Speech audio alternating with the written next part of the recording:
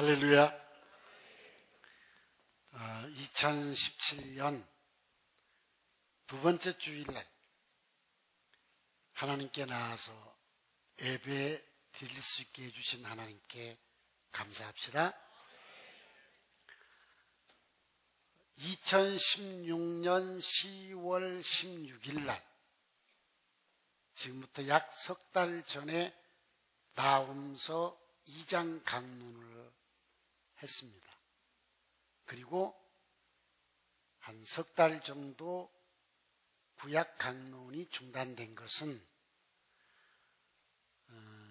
추수감사절이 있었고 제12차 세계일주 선교 사역이 11월, 12월 초까지 있었고, 그리고 대강절, 성탄절, 송구영신 예배, 신년 감사 예배 이렇게 드리다 보니까 한 석 달 중단이 됐다가 오늘 다시 구약 강론을 들어가면서 나훔서 3장 강론을 하게 됐습니다.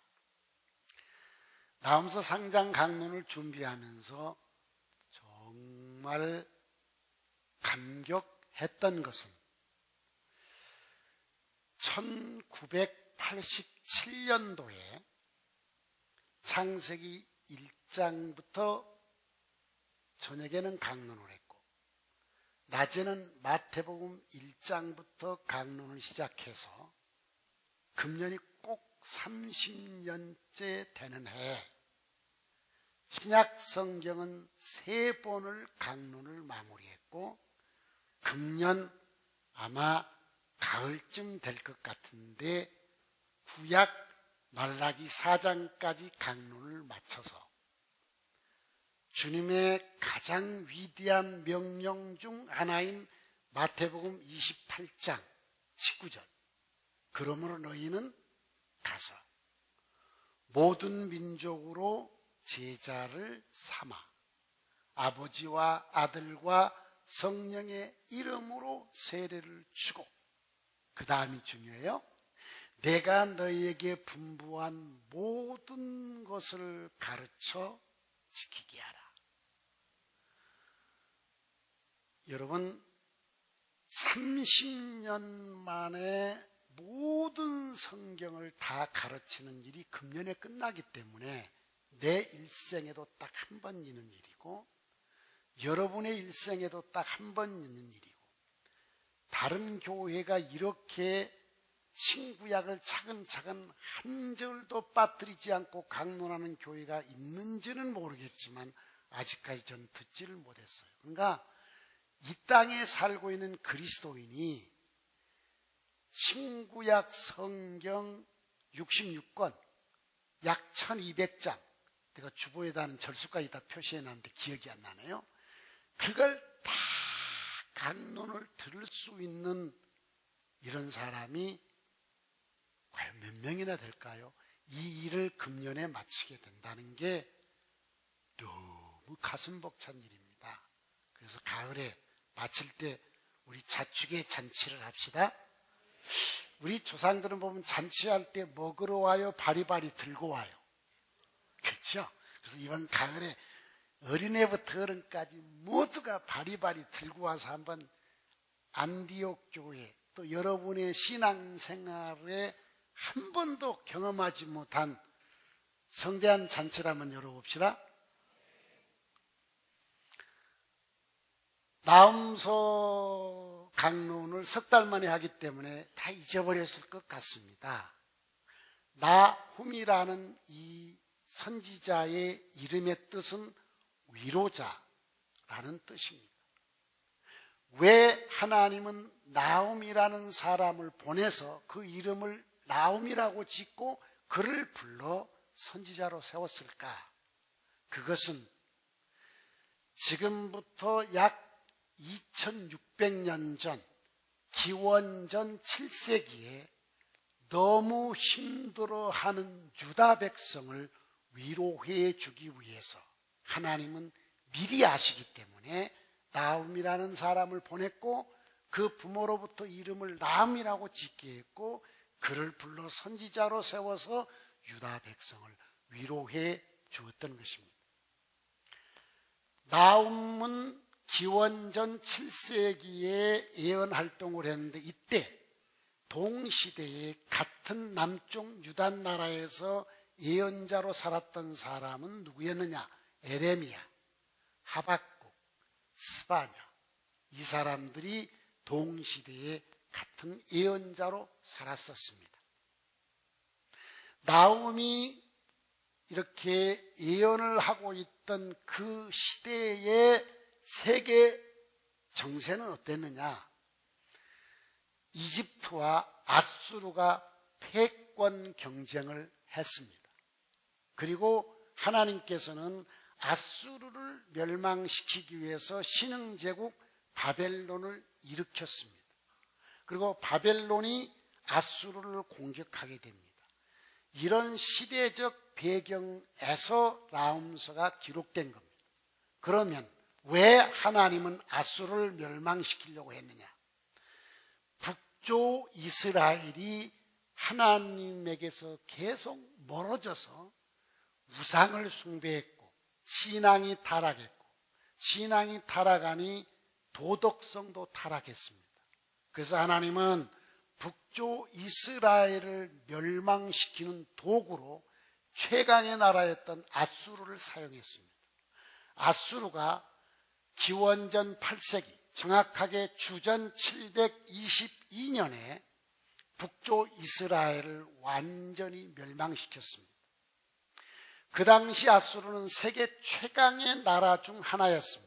아까 말씀드린 이집트와 아수르가 패권 경쟁을 하고 있었습니다. 북조 이스라엘을 멸망시키니 아수르는 남쪽 유다도 공격해 왔습니다. 우리가 잘 아는 대로 유명한 왕 히스기야 때 아수르가 유다를 공격해 왔습니다. 북쪽 이스라엘을 멸망시킨 저들은 이스라엘의 수호신이라고 일컬어지는 하나님, 남쪽 유다의 수호신이라고 일컬어지는 하나님, 아무것도 아니구나.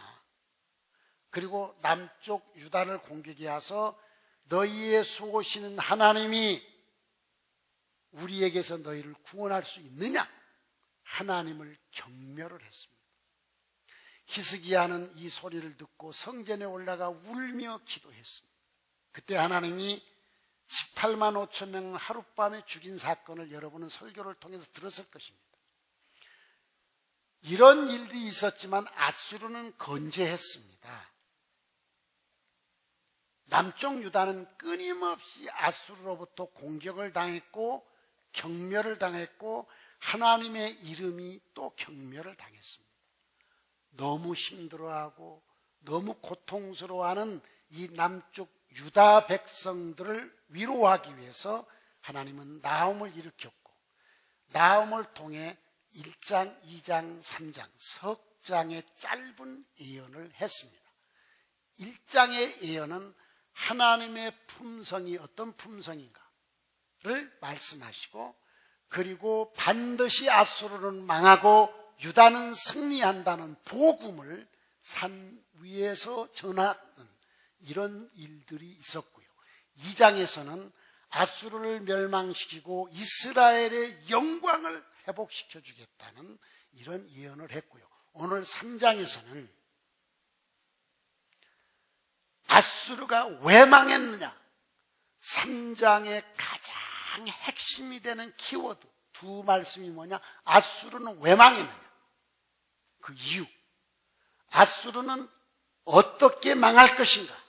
멸망의 모습을 이야기를 해주고 있습니다. 여러분 앞에서 제가 기도할 때 말씀을 하나님께 올려드렸습니다. 지금 대한민국이 처한 현실이 또 유다가 처한 현실과 비슷한 것 같습니다. 여러분 20세기의 패권 경쟁은 소비에트 연방공화국과 미 합중국이었습니다.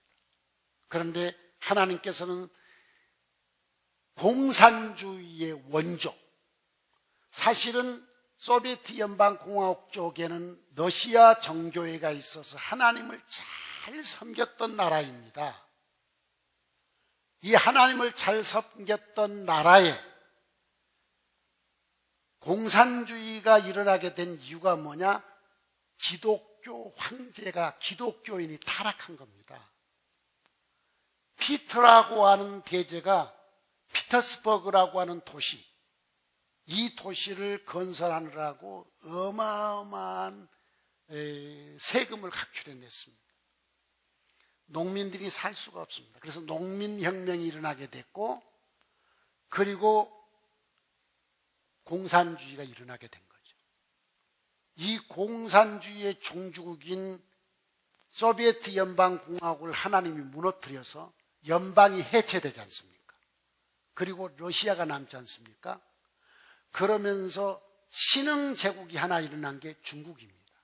그래서 지금 중국과 미국이 패권 경쟁을 하고 있지 않습니까? 이런 와중에 대한민국은 최순실이라는, 최태민이라는 목사가 아닙니다. 이 사람은 신학을 한 적도 없습니다. 이건 무속인입니다. 조금 이따 산장 얘기를 들으면 딱 우리 현실이 2600년 전 그 현실과 유사합니다. 이 사람들에 의해서 지금 전 국민이 허탈한 상태에 빠져 있고, 대통령은 직무가 정지돼 있고, 중국은 사드 문제로 공격해오고 있고, 일본은 위안부 소녀상으로 공격해오고 있고, 미국은 트럼프가 자국의 이익을 위해서 공격해오고 있는데, 우리는 이것을 헤쳐나갈 지도자가 직무가 정지당해 있습니다. 이 땅의 재앙입니다. 이것은 우리들의 죄악 때문입니다. 우리는 최태민을 욕할 이유도 없고 최순실을 욕할 이유도 없고 우리를 욕해야 합니다. 우리가 지은 죄 때문에 이런 결과가 온 것이고, 대한민국의 미래를 지금 우리는 예측할 수가 없습니다. 저는 나훔서 3장을 보면서 어쩌면 우리가 처한 환경과 이렇게 비슷할까 하는 이런 생각을 갖게 됐습니다. 아수르가 멸망한 핵심 이유가 무엇이냐? 성경을 읽어보겠습니다. 1절을 다 같이 읽어봅시다. 시작. 화 있을진저 피의 성이요 그 안에는 거짓이 가득하고 포악이 가득하며 탈취가 떠나지 아니하는도다. 4절을 읽어보겠습니다. 시작. 이는 마술에 능숙한 미모의 음녀가 만음행을 함이라. 그가 그의 음행으로 여러 나라를 미혹하고 그의 마술로 여러 족속을 미혹하느니라. 19절을 읽어보겠습니다. 시작. 내 상처는 고칠 수 없고 내 부상은 중하도다. 내 소식을 듣는 자가 다 너를 보고 손뼉을 치나니 이는 그들이 항상 내게 행패를 당하였음이 아니더냐 하시더라. 여러분, 이 세 절에 아수르가 망한 이유가 딱 두 가지로 나타납니다. 하나는 4절에 보니까 종교적 타락, 신앙의 타락입니다. 마술이 뭡니까? 마술. 4절을 띄워주셔야지. 마술이 뭐예요? 여러분, 교묘한 술법으로 사람의 눈을 속이는 게 마술이에요. 그런데 이 마술이나 요술은 원시시대, 또 옛날에는 그걸 종교로서 신봉을 했고, 종교가 또 그렇게 마술과 요술을 행했었습니다. 그러면 아수르를 하나님이 책망한 이유가 뭐냐? 마술에 능숙한 미모의 음녀, 이것을 뭘로 표현해? 아수르를 저렇게 표현한 겁니다. 미모의 음녀로. 그러니까 너희가 종교적인 타락을 가지고서 하나님을 경멸하고 능멸하는 행동을 했다는 것입니다. 두 번째 이유는 무엇이냐? 1절에 보니까 여러분, 피의 성이라고 했습니다. 거짓이 가득하다고 했어요. 포악이 가득하다고 했어요. 탈취가 떠나지 않는다고 했습니다. 19절에 보면은 아수르에 대해서 얘기를 하는데, 아수르의 상처는 고칠 수 없고 아수르의 부상은 중하도, 이건 아수르를 그렇게 멸망시키겠다는 것입니다. 아수르가 망하는 소식을 듣는 자들이 박수를 친답니다. 왜 박수를 치느냐? 네가 그 박수 치는 자들에게 끊임없이 뭐 했다는 거야? 행패를 했다는 거야. 행패. 자, 아수르가 망한 이유는 딱 두 가지입니다. 신앙적 타락과 도덕성의 타락. 이 두 가지입니다. 이것 때문에 망한 겁니다. 아수르는 세계 최강의 나라입니다. 그 강한 힘을 가지고 자국의 이익만을 위해서 애교에 있어서 거짓을 했고, 또 애교적 협약을 그냥 마음대로 파기해버렸고, 이런 행패를 부리고 약소국에 대해서 수없는 고통을 당하게 했습니다. 여러분, 지금 아까 얘기했죠. 중국은 사드 문제를 가지고 우리는 우리의 국방을 지키겠다는데 우리에게 지금 보복을, 힘의 논리로 보복을 하고 있지 않습니까? 일본은 지들이 우리에게 그렇게 행패를 부려놓고 위안부 소녀상을 세웠다고 해서 또 행패를 부리고 있지 않습니까? 지금 트럼프는 자국의 이익을 위해서 과거의 애비 협약 그 상관없다고 막말을 하고 있지 않습니까? 어쩌면 이렇게 그 당시 상황과 유사한 상황입니까? 그런데 대한민국의 상황은 또 어떻습니까? 여러분, 대한민국 최순실 일가, 최태민 일가가 한 이 행패, 이 못된 짓들, 그리고 지금 우리나라의 권력을 가지고 있는 실세들이 국민에게 부린 이 행패, 이것들은 하나님이 용서하기 어려운 일들입니다. 아수르가 망한 이유가 두 가지입니다. 신앙의 타락, 도덕의 타락입니다. 여러분, 신앙과 도덕은 뗄 수가 없습니다. 신앙이 살아있으면 도덕도 살아있고요. 도덕이 살아있다는 것은 신앙이 살아있다는 증거인 것입니다. 그러면 신앙이 타락한 이유가 뭘까? 하나님을 경멸하기 때문입니다. 이 이야기는 지금부터 2600년 전 이야기입니다. 이걸 왜 기록해 놨느냐? 2600년 후에 살고 있는 우리들에게 이걸 교훈 삼아 똑바로 살라는 것입니다. 그러면 우리의 신앙은 바릅니까? 우리의 신앙이 바르면 우리의 도덕도 바를 것입니다. 우리의 도덕성이 바릅니까? 그러면 우리 신앙도 바를 것입니다. 신앙이 바르다는 게 뭡니까? 신앙의 대상 중심입니까? 신앙자 중심입니까? 바른 신앙은 신앙 대상자 중심이어야 되지 않습니까? 신앙자 중심이 아니어야 되잖아요. 그러면 여러분이 하나님을 섬기는 것은 내 욕심 차리기 위해서입니까? 하나님을 예비하기 위해서입니까? 여러분이 지금 신앙생활하는 게 하나님 중심입니까? 내 중심입니까? 신앙이 바르다는 것은 하나님 중심이야 신앙이 바른 거죠. 내 중심으로 사는 건 이미 신앙이 타락한 것입니다. 내 중심으로 신앙생활하니까 사는 생활도 도덕도 타락한 겁니다.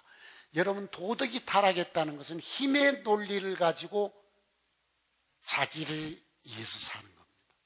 도덕이 살아있다는 건 뭡니까? 힘의 논리가 아닙니다. 도덕이 살아있는 것은 섬김의 논리인 것입니다.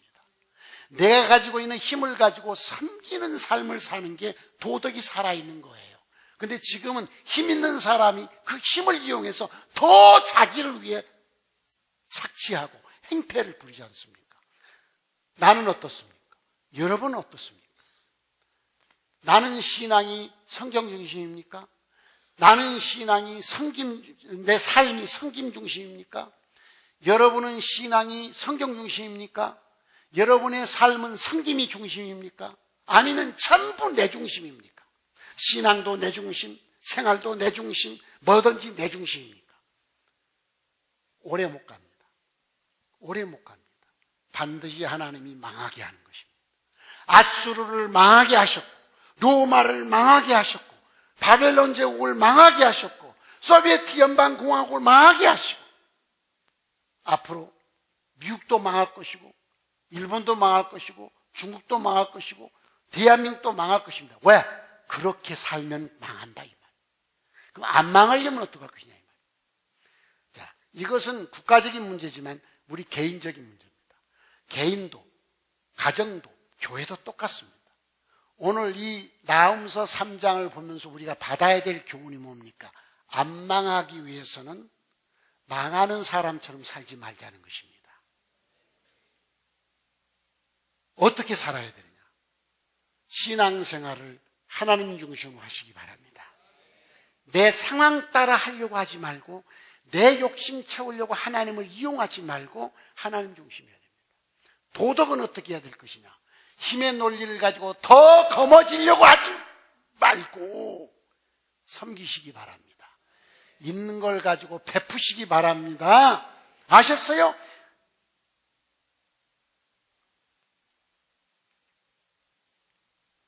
두 주제인지 정치 다큐가 TV에 나와서 봤는데 거기 보니까 김영삼 대통령도 돌아가시고 김대중 대통령도 돌아가시고 우리 동시대에 살았던 분들이 다 돌아가셨어요. 그 권력 가진 분들 다 가셨어요. 그리고 지금 노태우 대통령은 의식이 없이 그냥 누워있어요. 전두환 대통령은 뭐 치매기가 왔다 안 왔다 그러는데 요즘은 뭐 괜찮다는 말도 그러는데 우리도 똑같습니다. 여러분 돈을 얼마나 모아놨는지 모르지만 다 놓고 가야 하지 않습니까? 그런데 더 모으려고 하고 그 돈을 가지고 행패를 부리기도 하고 그러지 마시고 이제 만군의 여호와가 말씀하시기를 아수르는 망한다 이렇게 말씀하셨는데 2017년 만군의 여호와가 말씀하시기를 신하서기는 흥한다. 여기서 누구 이름 하나 들어주면 왜 그 사람 이름만 들으냐? 그러니까 내 이름 했는데 뭘 그렇게 아멘을 하고 쳐다보십니까? 만군의 여호와가 말씀하시기를 신하서기는 흥한다. 이런 말씀을 듣도록 살아야 됩니다. 그러려면 신앙이 살아야 합니다. 도덕도 살아야 됩니다. 사는 방법이 뭐냐? 내 중심이 아닙니다. 신앙은 하나님 중심, 도덕은 섬김 중심이 돼야 되는 것입니다. 섬기는 것도 상대방 중심 아닙니까?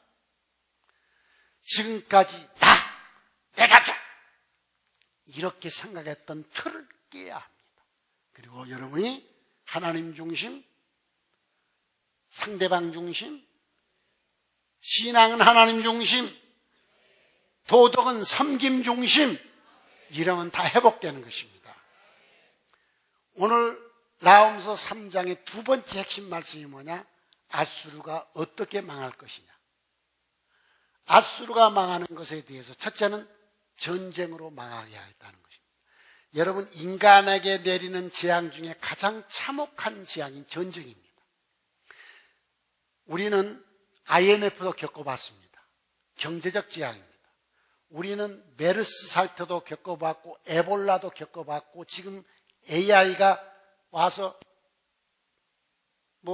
닭 오리가 3천 몇백 마리가 지금 살처분됐다고 하지 않습니까? 전쟁이 일어나면 흉년 옵니다. 왜요? 경제활동 못하기 때문입니다. 전쟁이 일어나면 전염병이 옵니다. 전쟁이 일어나면 수많은 사람이 죽습니다. 아수르를 전쟁으로 망하게 하겠다는 것입니다. 두 번째, 하나님이 전쟁에 살아남은 사람을 만군의 여호와가 말씀하시기를 네 치마를 걷어서 얼굴까지 올리겠다는 것입니다. 여자의 치마를 걷어 얼굴까지 올린다는 말은 최고의 수치를 당하게 하겠다는 것입니다. 여러분 차라리 죽는 게 낫지 살아서 수치와 능멸을 당하는 것은 살아있는 게 저주죠. 아수르에 살아남은 사람에게는 수치와 능멸을 당하게 하겠다는 겁니다. 세 번째, 아수르를 어떻게 망하게 하느냐? 초롱성 같은 세계 최강의 나라가 그냥 순식간에 망하게 하겠다. 어떻게? 잘 익은 무화과 열매를 흔드니까 무화과 열매가 그냥 쭉 떨어지듯이 순간에 망하게 하겠다는 겁니다. 여러분 지금도 하나님은 그렇게 사람을 망하게 하는 겁니다. 건강했던 사람이 한순간에 병들어 죽어버리고 어저께 멀쩡했던 사람이 며칠 사이 멀쩡했던 사람이 그냥 죽잖아요. 멀쩡했던 기업이 하루아침에 무너지고 멀쩡했던 집안이 하루아침에 풍비박산 나는 거 여러분 우리 주변에서 보지 않습니까? 하나님은 이렇게 무섭게 아수르를 멸망시키겠다고 했습니다. 지금 우리 개인도 마찬가지입니다. 언제 우리 육체가 무너져 죽을런지도 모릅니다. 언제 우리가 수치와 능멸을 당할런지도 모릅니다. 언제 우리 경제가 그냥 순식간에 무너질지도 모릅니다. 하나님이 손대면 살아남을 자가 없는 것입니다. 그러나 하나님이 지켜주시고 하나님이 복 주시면 막을 자도 없는 것입니다. 성도 여러분, 여호와께서 말씀하시기를 아무개는 금년에 부요할지어다, 이렇게 말할 수 있도록 사셔야 됩니다. 그러면 두 가지 잘합시다. 신앙이 성경 중심으로 돌아갑시다. 도덕이 성김 중심으로 돌아갑시다. 오늘부터 선포합니다. 주일을 성경대로 지킵시다. 주일날 사사로운 말 하지 맙시다. 이 말은 주일날 모여서 남 험담하거나 이상한 얘기 하지 말자 이 말이에요. 신앙적인 얘기 하라 이 말. 주일을 왜 주셨느냐? 여러분, 이 주일은 구약의 안식일로부터 이렇게 출발이 돼 나옵니다. 안식일을 지키다가 안식 후 첫날 주일날 예수님이 부활을 해서 성경은 그날을 주의 날이라, 그래서 그날을 지키게 됐습니다. 그래서 우리 기독교인들은 안식일이 변해서 주일이 된 겁니다. 그럼 안식일 제도가 처음 나온 것은 창세기 2장입니다. 하나님이 천지를 엿새 동안 창조하시고 일회째 된 날 쉬셨습니다. 그럼 왜 안식일을 주셨느냐? 하나님이 피곤해서 쉬신 게 아니에요. 창세기 2장 1절 이하를 보면은 안식일을 준 두 가지 이유가 있습니다. 첫째, 너희를 거룩하게 하기 위해서라는 것입니다. 두 번째, 너희에게 복 주시기 위해서라는 것입니다. 여러분, 우리 일주일 내내 거룩하게 살아야 됩니다. 여러분도 내일부터 나가서 이제 살 때, 내일이 아니고 오늘도 마찬가지예요. 집에서 나올 때 세수하고 손 씻고 나왔어요. 그리고 돌아다니면서 더러운 건 묻히려고 해, 안 묻히려고 그래? 안 묻히려고 조심해. 그런데 저녁에 가서 씻어보면 더러운 게 나와, 안 나와? 나와요. 여러분, 우리가 일주일 동안 믿음으로 살려고 애를 썼습니다. 그래도 우리가 세속에 빠질 때가 있다 이 말이에요. 그러면 주일날은 와서 뭐 해야 되냐? 예수의 피로 씻으면 더러운 꾸정물이 나오지 않습니까? 씻어 거룩하게 하는 날이 이 날이라 이 말이에요. 여러분, 세수하고 나면 개운하고 목욕 싹 하고 나면 개운한 것처럼 주일날은 여러분의 영혼이 개운해지는 날이 돼야 된다 이 말이에요. 예수의 피로 맑게 씻어 거룩하게 하기 위해서 이 날을 주신 거예요. 그런데 이날까지 죄를 짓겠냐 이 말이, 이날까지. 그리고 이날은 복 주시겠다. 하나님이 복 주시려고. 그럼 어떻게 지켰느냐? 여러분, 구약의 안식일 제도를 보면요, 안식일 예비일 날 안식일을 지키기 위해서 준비를 했습니다. 그래서 안식일 전날을 안식일 예비일이라고. 어떻게 하느냐? 안식일 날은 굴뚝에서 연기 나면 안 됩니다. 그래서 안식일 날은 맛있는 거 먹습니까? 맛없는 거 먹습니까? 다 식은 거 먹어야 돼. 왜? 안식일 예비일 날 밥 다 해놨다가 안식일 날 절대로 굴뚝에서 연기 나면 안 됩니다. 식은 걸 먹어야 됩니다. 이게 안식일 제도입니다. 왜? 육신의 것을 내려놓고 네 영혼이 거룩해지고 네가 복받을 수 있는 길을 가라는 것입니다. 계속 떼먹고 살겠냐, 계속 떼먹고 살겠냐 이 말이에요. 주일날 밥 사 먹지 말자고. 밖에 나가서 주일날 잘 먹고 살려고 하지 말고, 주일날 보면 매매도 하지 말아라. 노동도 하지 말아라. 왜? 매매하다 보니 속상해. 노동하다 보니 속상해. 그러니까 주일날은 깨끗이 씻는 일에 힘을 쓰지 또 때묻히지 말라 이 말입니다. 그래서 노동도 하지 말라, 매매도 하지 말라, 밥도 지어 먹지 말라. 이것이 하나님의 명령이에요. 이것이 성경 중심이에요. 오늘 안 사 먹으면 죽겠어? 주일날 안 사 먹으면 죽냐고? 이제부터 안디옥 성도 여러분, 우선 하나부터 지켜봅시다. 어떤 거? 주일날부터 제대로 한번 지켜봅시다. 아멘. 성경으로 돌아가자면 성경으로. 그래서 신앙이 회복되시기 바랍니다. 그리고 섬기시기 바랍니다. 거머쥐려고 하지 말고 베풀며 살아서 만군의 여호와가 명하시기를, 다 같이 따라합시다. 만군의 여호와가 명하시기를 화석이는 부요할지어다. 왜 내 이름을 불러? 여러분 이름. 다시. 만군의 여호와가 명하시기를 하석이는 부요할지어다. 부요하라니까 우선 돈부터 생각나죠? 돈보다 마음이 부요하시기 바랍니다. 마음이. 신앙이 부요해지시기 바랍니다. 그리고 돈도 부요해지시고요. 그러려면 신앙 삽시다. 도덕 삽시다. 그래서 2017년 성경으로 돌아가시고 섬김으로 돌아가시기 바랍니다. 두 가지만 잘하면 돼. 성경으로 돌아가고 섬김으로 돌아가면 반드시 만군의 여호와가 여러분에게 복을 명하실 줄 믿습니다. 찬송을 부르겠습니다.